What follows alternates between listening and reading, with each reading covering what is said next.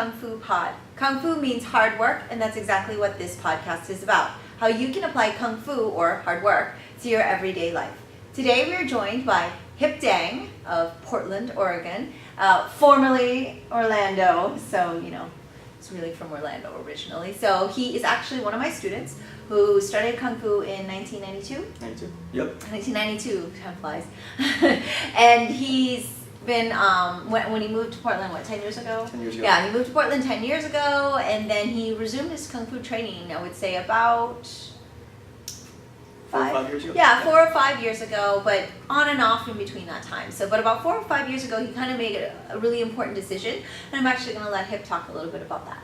Yeah, sure. So the reason why I moved from Orlando to Portland, Oregon, in my career, I work in the cybersecurity industry. I got a job offer that I couldn't refuse. So my then girlfriend, now wife, moved, and I moved out to Portland, Oregon. And at that time, I was just so hyper focused on working on my career and doing well in this job offer, in this new position I was in. So I was solely focused on that, traveling around the world, managing a global team, and fighting fires all the time, like proverbial fires because we're in cybersecurity. He's not a firefighter. So one of the things, and I was working 60, 70 hours a week, traveling all the time, and I basically let my physical training and Kung Fu training just go by the wayside so I could focus on my career. And it got to a point about 3 or 4 years into it where I just felt something was missing. There was a disconnect. I mean, I was happy with my career, I was happy with my personal life, but when I took a step back and really reassessed, I realized there was a critical piece that was missing. I felt imbalanced. Even though I was intellectually and mentally challenged at work and personally, I felt that the physical challenge of what I used to do with Kung Fu was missing. And that's when I reached out back to you and said, I really miss Kung Fu, but I can't make it to Orlando all the time. So that's when you gave me the advice to just focus on your basics in Kung Fu and maintain that foundation. And so whenever I traveled and I'd stay in hotel rooms or whatever the case may be, I would just go back to doing my basic Kung Fu training, just Buddha breathing exercise, stretches, stances, kicks and punch, and that's basically all I worked on for a good number of years until I could accelerate my training even further. Right. So, and then a few years ago, he made the decision that he would actually like to really take his training to the next level. And he's decided to certify to become a Wah Lum Sifu, and so we're hoping in a few months that that's going to happen for him. And I wanted to talk a little bit about the process of, obviously Kung Fu being hard work, the physical aspect of it, but Hiep is out in Portland, there's no Wah Lum school there yet, and it's really hard to train on your own. So we actually came up with this really great remote training program, which I was willing to do only because Hiep was already a long-time student, and he had his foundation and he had his basics, so I thought that it would be a good thing to kind of try out. It's actually the first time that we've done something like this where he's done remote training, so he was able to do the bulk of his training while he was in Portland. I flew out there. He's come multiple times to the temple to train, but we also use technology, yay, which is your expertise as well. So let's talk a little bit about that experience. Like, how did you think it was going to work out? I mean, you're all for technology, and I think what it stands for, and that it's going to be, that it was going to work out. But it may not have. So what was your expectation? I mean, in the kind of corporate world, if you will, and in the high-tech industry where I work, I mean, we embrace technology, right? We have video conferencing, we have telephone conferencing, we even have a robot with an iPad attached to it that walks around with a camera to act like a person. You can see their face. So it's kind of interesting in that, in the corporate world, because there's a lot of different offices and teams that are remote from each other, even in globally distributed locales where the time zones are very different. So you have to kind of think about utilizing technology to communicate and to collaborate with everyone. Now we do that in the software world. That's kind of easy, right? Because you're mostly using email or software or IM to do most of that communication. But in Kung Fu, I didn't know if it would work, and I don't think you did either. And so, because Kung Fu is very physical, and so to be able to, and the relationship between the teacher and student. I mean, I've been a student of Sifu Mimi for decades now. When we're together in the same room and I make a mistake, you can see it real time, you can correct it right there, and I can process it real time.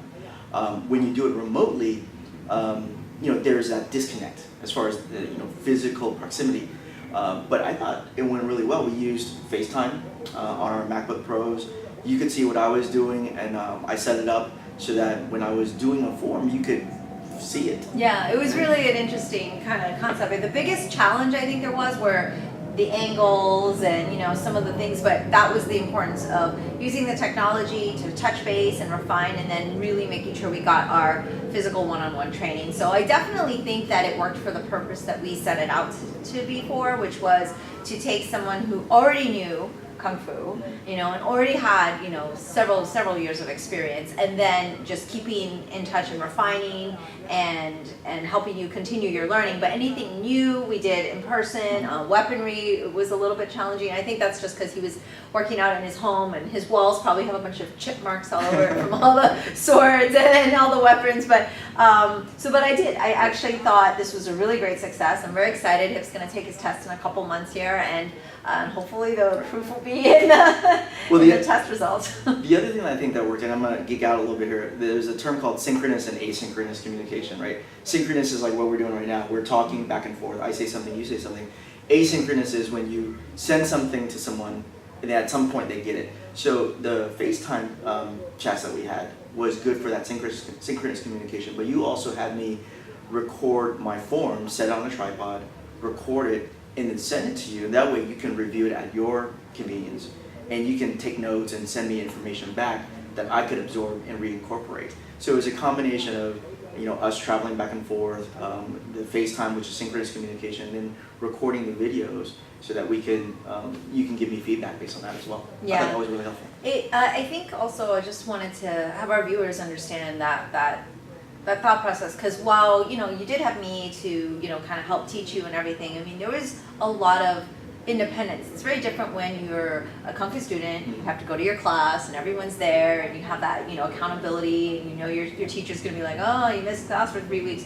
I mean, there was a lot of independence, and there's just a lot of initiative you have to take on your own. Can you tell us a little bit about the hard work aspect of you having to do most of your training solo? Yeah, that's tough, right? I mean, the saying goes, whether you're going on a run or doing whatever physical activity, the hardest part is actually stepping out the door to do that.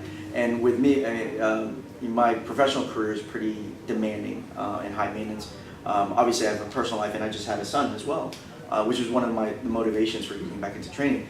But carving out the time management, actually, when you have deadlines looming, or you have, I just need to clean out my inbox, or other things that are pulling you aside, you just have to be disciplined. Like, you know what?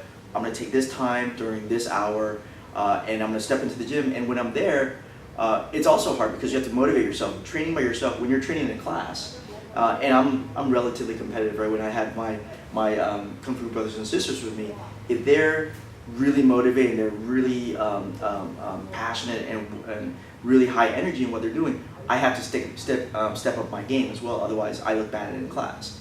But when you're by yourself, you have no one to compare except for yourself. So, I mentally promise myself, if I go in here, whether it's a half hour, whether it's 45 minutes, or even 15 minutes, I gotta make the best use of that time and be as intense and high energy as possible, even when after work, when I'm just mentally fatigued or even physically fatigued. You just gotta do it. And that's part of the journey that I think now that I've been in it for a while, I appreciate. Because looking back, I'm like, man, when we first started this, I'm like, I don't know if I could do this. But you kept me motivated. We worked together. It was at my own pace and everything like that. And here we are, 5 years later. Yeah, it's really exciting. So I hope you guys are all rooting for Hiep, that he passes his test in a couple months. That would certainly make me very proud, that not just that you took the determination to do this and the willpower, but also that our remote project worked out, because that gives a lot of hope for those of you out there that do want to learn and you don't have Wah Lum near you. I would say that there's maybe technology in the future that can help out with this, but definitely at the level that Hiep was training at, it was essential that he had his foundation and he had his basics. So we definitely don't think you should be learning by video solely, because that's probably not the way to go. You should find a really good teacher nearby. There's so many amazing martial artists, so definitely I would say go that route. But once you have an established relationship, then we can use technology for good. So thank you so much much for joining us, Thank you, Sue. and we will catch you guys soon. So if you like our podcast, please subscribe to the button and keep up the hard work. Bye.